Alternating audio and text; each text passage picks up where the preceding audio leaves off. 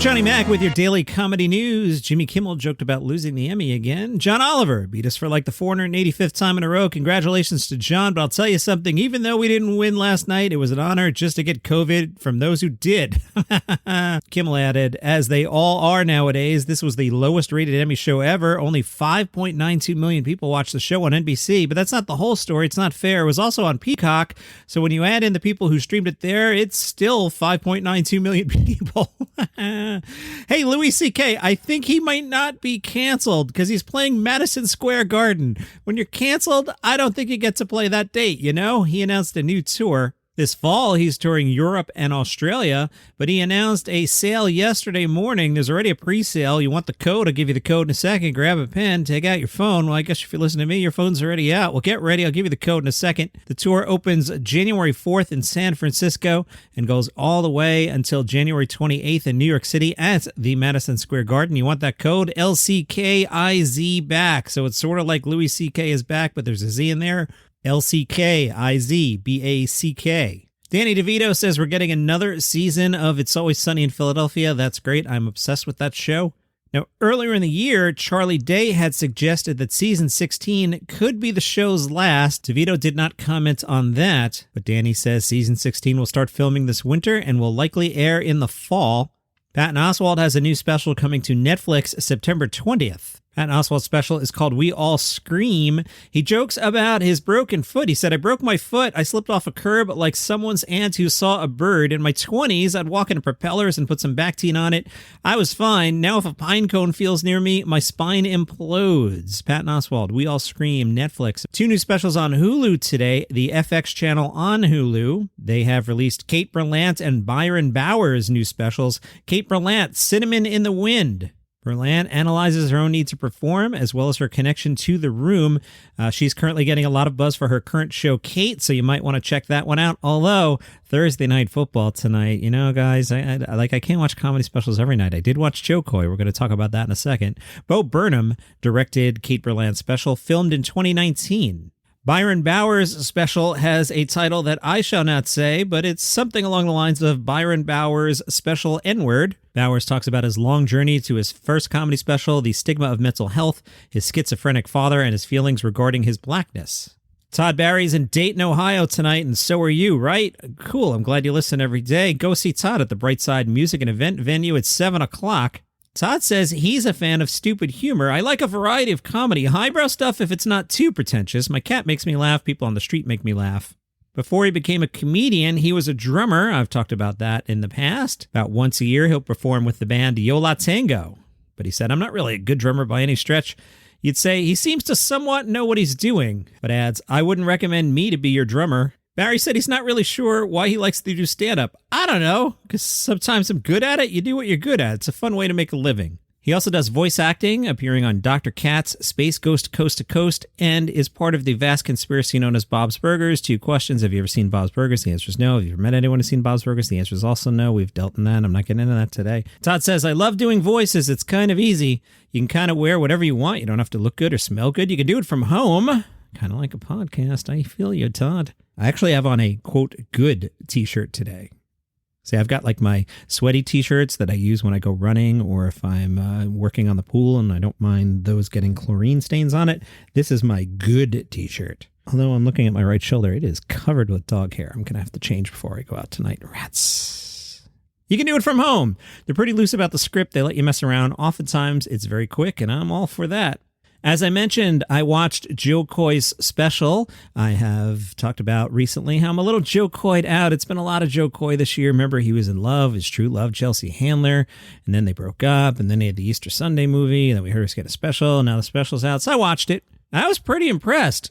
LA Forum, big arena, a lot of people there. Jo Koy has arrived. Then I settled in, and I'm watching it, and he's doing pandemic jokes, and I'm like, you know what? I'm really enjoying these pandemic jokes, and at one point I thought to myself, this is a well-crafted set as he segued from topic to topic. Then my wife comes by. What are you watching? That's not what she sounds like, but what are you watching? That's actually what my mother sounds like. Anybody want to analyze that impression? So the wife comes by. She's like, what are you watching? I'm like, Jo Koy. Who's that? He's this comedian. She stands there for a minute and goes, I don't find him funny. And then she leaves. And then I'm in a mood because I'm like, well, I was having a good time. And now your vibe just kind of killed the room. And I started watching it and I never got back into it. Jo Koy starts doing a crowd segment.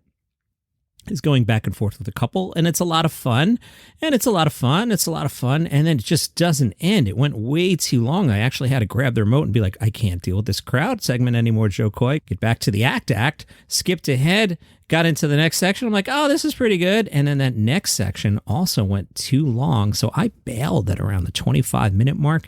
It's okay. I didn't love it. If you did, totally understand why you did. Not sure where it'll land on the end of the year list, if at all, but for right now, it's penciled in near the bottom. It's okay. Did you hear the Queen died? Yeah, the Queen died. I've been so busy writing stuff for Palace Intrigue. That's the podcast where we talk about the royal family. We've been putting out 2 episodes a day, 7 days a week. Whew.